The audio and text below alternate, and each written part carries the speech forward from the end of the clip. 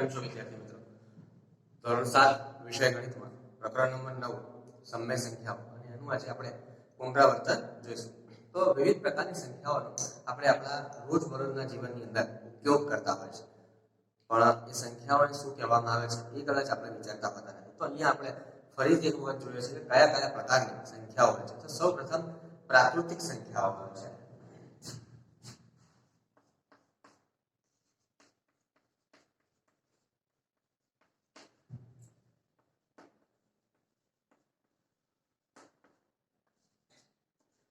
આ પ્રાકૃતિક સંખ્યાઓ એટલે કે જે સંખ્યા 1 થી શરૂઆત થાય, તો 1 2 3 4 અને પછી અનંત સુધી એ વિસ્તૃત હોય. તો પ્રાકૃતિક સંખ્યાઓને કેવી હોય? તો જે સંખ્યાઓની શરૂઆત 1 થી થાય છે તે સંખ્યાઓ પ્રાકૃતિક સંખ્યાઓ તરીકે ઓળખવામાં આવે છે. હવે સૌથી નાનામાં નાની પ્રાકૃતિક સંખ્યા કહીએ તો 1 થી શરૂઆત થાય, તો સૌથી નાનામાં નાની પ્રાકૃતિક સંખ્યા 1 છે. સૌથી મોટામાં મોટી પ્રાકૃતિક સંખ્યા કઈ છે? તો સૌથી મોટી પ્રાકૃતિક સંખ્યા મળી શકે નહીં. પણ જો તમને ઓપ્શન આપેલા હોય કે 4 5 6 કે 7, તો એમાં કઈ મોટી થઈ જાય? 7. તો એ રીતે જ્યારે ઓપ્શન વાળો જવાબ હોય તો તમે એની અંદર જે સંખ્યા મોટી હોય એ દર્શાવી શકો છો. પણ 4 5 6 અને 7 ની જગ્યાએ એવું હોય કે ન મળે, તો તમારે જવાબ શું લખવો? ન મળે. કેમ? કારણ કે સૌથી મોટી પ્રાકૃતિક સંખ્યા કઈ છે આપણે નક્કી કરી શકતા નથી. હવે પ્રાકૃતિક સંખ્યાઓ પછી આપણે લઈએ છીએ પૂર્ણ સંખ્યાઓ.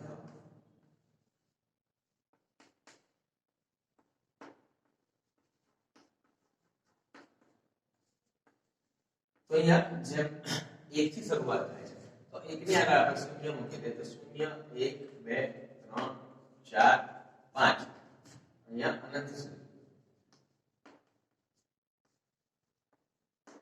તો આ જે પ્રકારની સંખ્યાઓ છે, જે સંખ્યાની શરૂઆત 0 થી થાય છે, એ સંખ્યાઓને આપણે પૂર્ણ સંખ્યા તરીકે ઓળખીએ છીએ. હવે સૌથી નાની પૂર્ણ સંખ્યા કઈ? તો 0 એ સૌથી નાની પૂર્ણ સંખ્યા છે. ત્યાર પછી એની આગળ જેમ સંખ્યાઓ જમણી તરફ જાય એમ સંખ્યાઓ વધતી જાય છે અને મોટી થતી જાય. ત્યાર પછી આપણે લઈએ છીએ પૂર્ણાંક સંખ્યાઓ.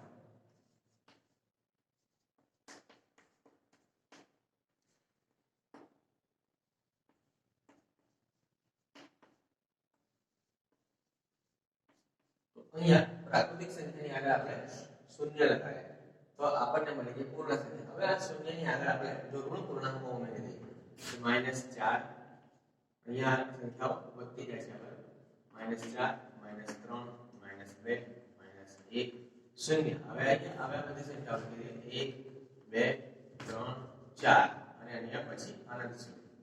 આ તરફ પણ આ સંખ્યાઓ અનંત સુધી વિસ્તરેલી હોય છે.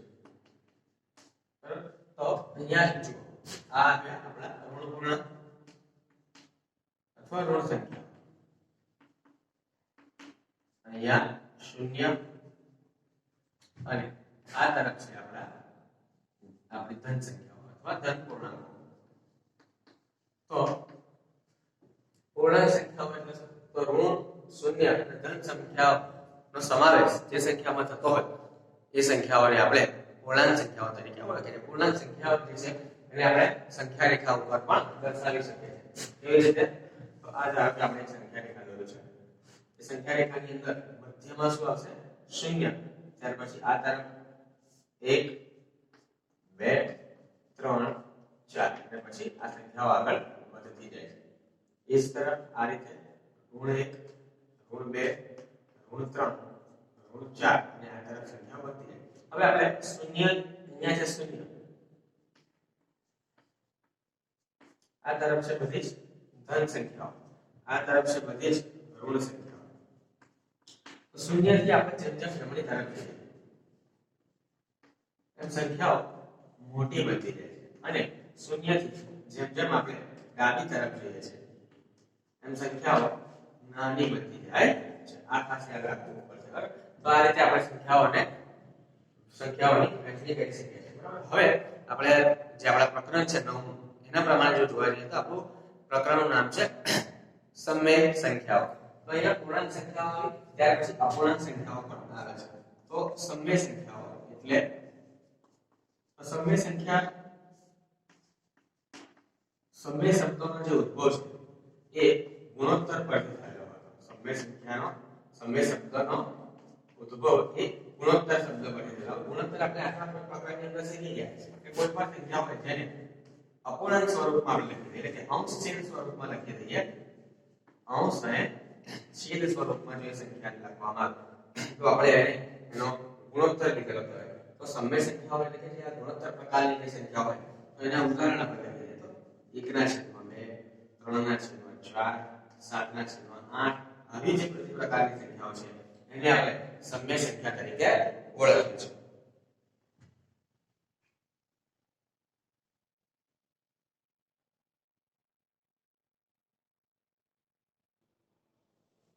હવે આપણે જોઈએ છે સમાન સમય સંખ્યા. તો સમાન એટલે શું? તો સમાન એટલે કે સરખું થાય. તો જે સમય સંખ્યાઓ સરખી હોય એને આપણે સમાન સમય સંખ્યા તરીકે ઓળખીએ છીએ. હવે કેવી રીતે આવે છે તો જુઓ. દાખલા તરીકે આપણને કોઈ એક સંખ્યા આવી છે 1/5.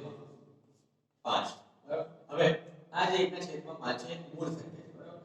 તો એના જેવી આપણે સંખ્યા લેવી હોય તો 1 ગુણ્યા આપણે કોઈ પણ સંખ્યા વડે એનો ગુણાકાર કરવાનો.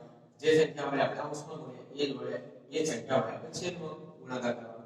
તો અહીં આપણી પાસે સંખ્યા બની જશે 2/10. બરાબર. હવે બીજી આ સંખ્યાને ફરી એક સંખ્યા વડે આપણે ગુણી લઈએ, 3 વડે ગુણીએ છીએ. તો અહીંયા થશે આપણી પાસે 3/15. તો આ 1/5, 2/10 અને 3/15 એને આપણે સમાન સમય સંખ્યા તરીકે ઓળખીશું. કેમ? અને આ બે સંખ્યાઓ છે એ પણ સમાન સમય સંખ્યા કહેવાય. કેમ કે જો અહીંયા 2 અને 2 કેન્સલ થાય તો મળશે આપણને 1/5. અહીંયા પણ 3 અને 3 કેન્સલ થાય તો જવાબ મળશે 1/5. તો આ રીતે આપણે આ સંખ્યાઓને સમાન સમય સંખ્યા તરીકે ઓળખીએ છીએ. હવે જે આ સમય સંખ્યાઓ છે એને આપણે અંશ છેદ સ્વરૂપે દર્શાવવાના. અંશ છેદ, તો અંશ છેદ તરીકે દર્શાવવાના એને આપણે p/q સ્વરૂપે દર્શાવવા એવું કહીએ છીએ. તો કોઈ પણ સંખ્યા લઈ લઈએ છીએ. દાખલા તરીકે આપણી પાસે છે 2/10. તો જ્યાં p આ 2 બરાબર શું થશે? p, તો 10 બરાબર શું થશે? q. બરાબર. તો આ સંખ્યાને આપણે p/q સ્વરૂપમાં દર્શાવીએ છીએ એવું કહેવાય છે કે p/q સ્વરૂપમાં છે. હવે આપણે જોઈએ છે એના પછી ધન સમય સંખ્યા અને ઋણ સમય સંખ્યા.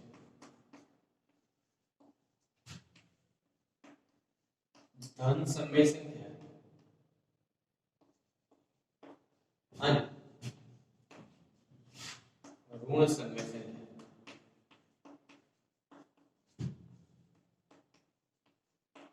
તો સૌપ્રથમ આપણે લઈએ ધન સમય સંખ્યા.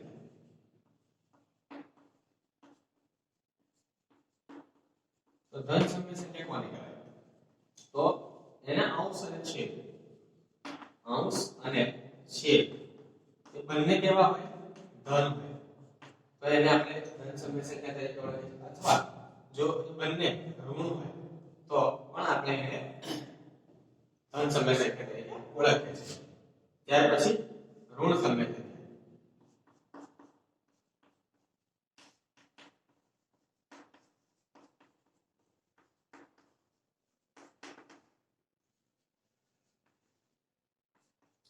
એનો અંશ અને છેદ એમાંથી કોઈ એક, કોઈ પણ જો ઋણ હોય તો એ સંખ્યાને આપણે ઋણ સમય સંખ્યા તરીકે ઓળખીએ છીએ. હવે એના પછી આપણે જોયું છે કે સમય સંખ્યાઓને સંખ્યા રેખા ઉપર રહેવું.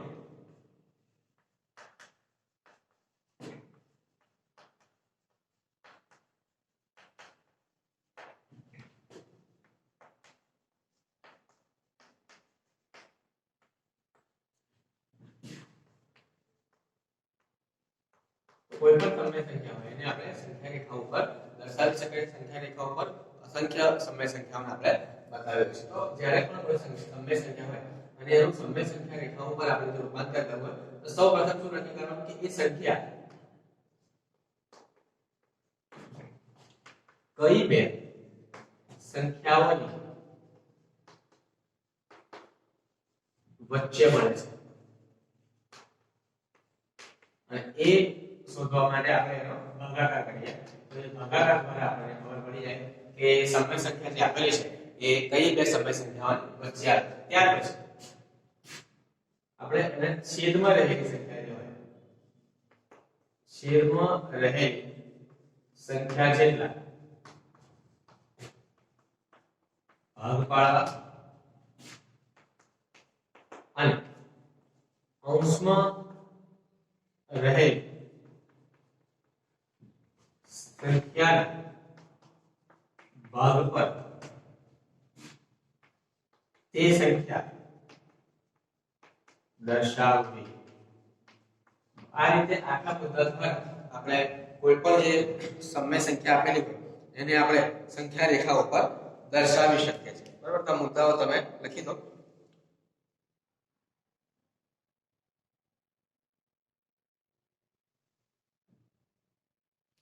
હવે આપણે કોઈ સંખ્યા લઈએ અને એને સંખ્યા રેખા ઉપર દર્શાવીએ દાખલા તરીકે એક સંખ્યા લઈએ છીએ આપણે 3/4 તો સૌપ્રથમ નક્કી કરવું પડશે કે 3/4 એ કોની વચ્ચે આવે એના માટે આપણે ભાગાકાર કરવો પડશે અહીંયા 4 વડે ભાગ નીચે તો શૂન્ય મૂકવો પડશે શૂન્ય અહીંયા આવે તો આખી સંખ્યા બની ગઈ આપણે 30 તો 4 + 28 આ ચોક 28 અહીંયા આવશે 28 તો બે વડે તો આ જે સંખ્યા છે શૂન્ય પૂર્ણાંક તો શૂન્ય થી વધારે થાય શૂન્ય પૂર્ણાંક અને અહીં આગળ આવે છે તો આ જે સંખ્યા છે એ 0 અને 1 ની વચ્ચે આવશે તો આપણે આ રીતે સંખ્યા રેખા દોરી દેવાની પેન્સિલ ઉપર પદ્ધતિની મદદથી દોરવાની છે આ સંખ્યા રેખાની ઉપર આપણે અહીંયા 0 બતાવી છે અને આ અંશમાં રહેલી સંખ્યા અને છેદમાં રહેલી સંખ્યા દોરવાની છેદમાં જે રહેલી સંખ્યા કેટલા ભાગમાં આવે 1 2 3 અને 4 1 2 3 અને 4 ચાર ભાગ આપણે પાડી ગયા હવે અહીંયા આવશે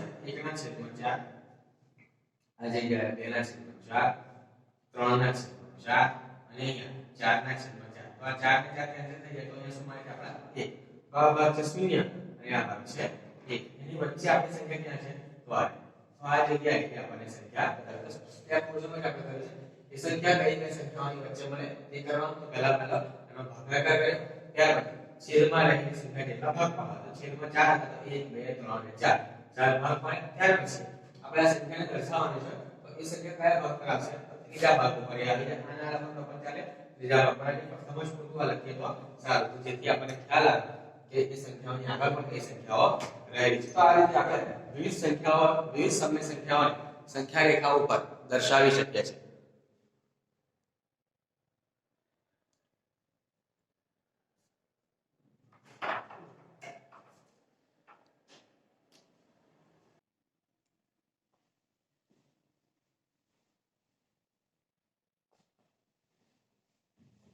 હવે આપણે જોઈએ છે સમય સંખ્યા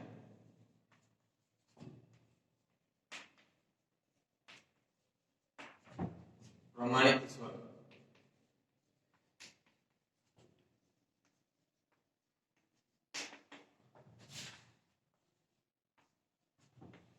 તો સમય સંખ્યાનું પ્રમાણિત સ્વરૂપ એટલે કે એની જે અંશ અને છેદ સ્વરૂપે જે પણ સંખ્યા હોય એનો જે છેદ છે એ છેદ ધન પૂર્ણાંક હોય અને ત્યાર પછી આપણે એ સમય સંખ્યાનું પ્રમાણિત સ્વરૂપ શોધી શકીએ તો પ્રમાણિત સ્વરૂપ એટલે કે એનો ગુસા એનો સામાન્ય અવયવ એક જ મળે બરાબર તો એ એક મળે અંશ અને છેદનો સામાન્ય અવયવ એક સિવાય બીજો ના હોય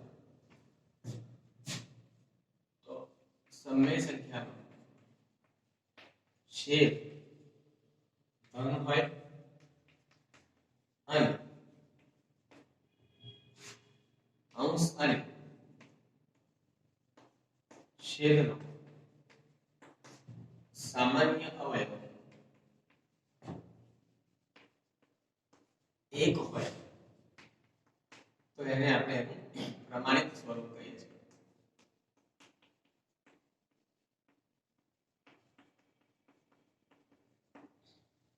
આ તમને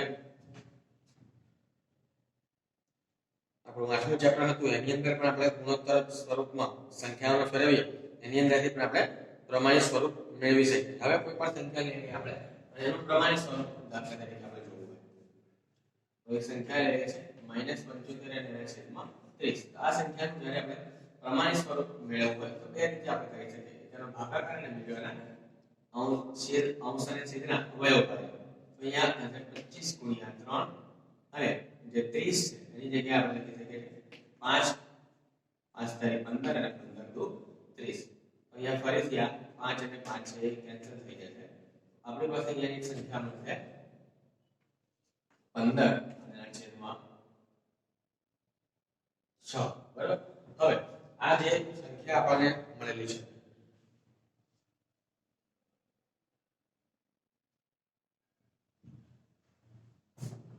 અને ફરીથી આપણે ભાગ પાડીએ છીએ. આ રીતે ભાગ પાડ્યા કરતા આપણે આમ જોઈએ અહીંયા -75 અને એના છેદમાં 30 છે.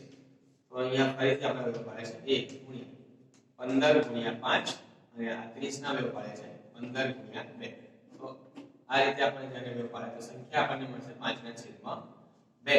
આ રીતે અહીંયાથી પણ આ 3 અને 3 કેન્સલ થઈ જાય તો આ બાજુ પણ આપણને સંખ્યા મળશે 5 ના છેદમાં 2. આ સીધી રીતે આપણે સહેલા રીતે આપણે વેવને પાડે છે. અહીંયા આ 5 ના છેદમાં 2 મળી એટલે બંનેનો અવયવ સામાન્ય ભાગ થાય તો 1 થશે. તો આ રીતે આ જે સંખ્યા છે આપણે પ્રમાણિત સ્વરૂપમાં રૂપાંતર કરેલું કહેવાય. ભાગાકાર દ્વારા પણ આપણે એ કરી શકીએ છીએ. અહીંયા આવશે 75 ભાગ્યા 15 અને અહીંયા છે 30 તો 30 ભાગ્યા 15. અહીંયા પણ આપણે જવાબ મળશે 5 ના છેદમાં 2. તો આ રીતે આ જે સંખ્યાઓ છે એનો પણ સામાન્ય અવયવ એ એક જ મળશે. તો આ જે સંખ્યા છે એને આપણે પ્રમાણિત સ્વરૂપ એનું કહેવાય. ત્યાર પછી આપણે જોઈએ સમય સંખ્યાની સરખામણી.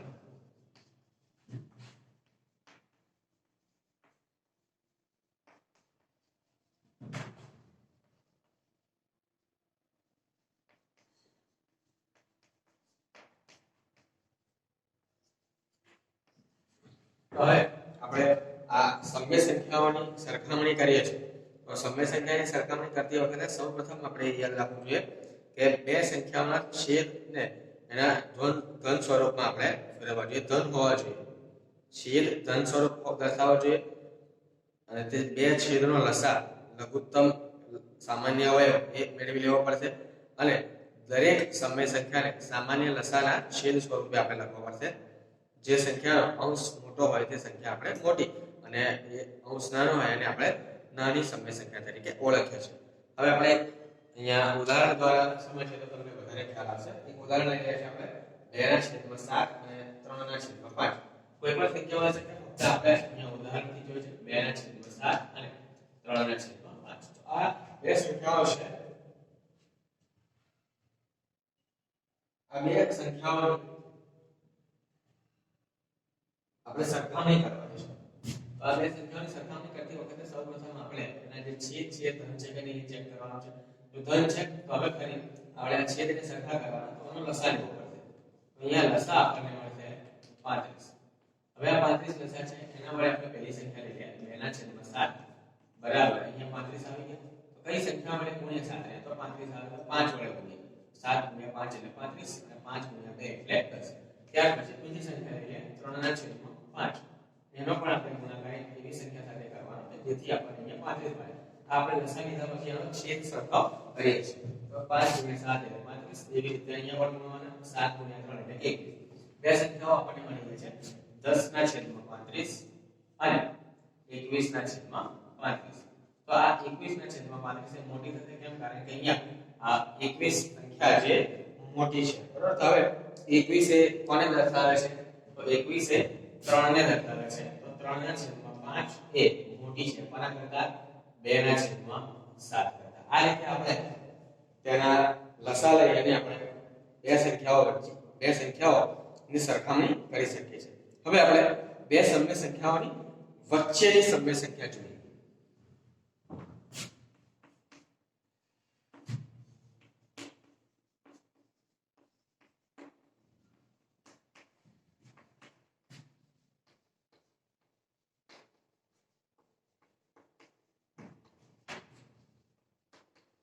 તો બે સમય સંખ્યાઓની વચ્ચે અસંખ્ય સમય સંખ્યાઓ આવે છે, પણ આપણે જો કેટલીક આપણને પર્ટિક્યુલર સંખ્યા શોધવાની કીધેલી હોય, દાખલા તરીકે આપણને -1 અને 0 એ બે વચ્ચેની સંખ્યાઓ શોધવાની કીધેલી હોય, -1 અને 0 વચ્ચેની સમય સંખ્યાઓ શોધો.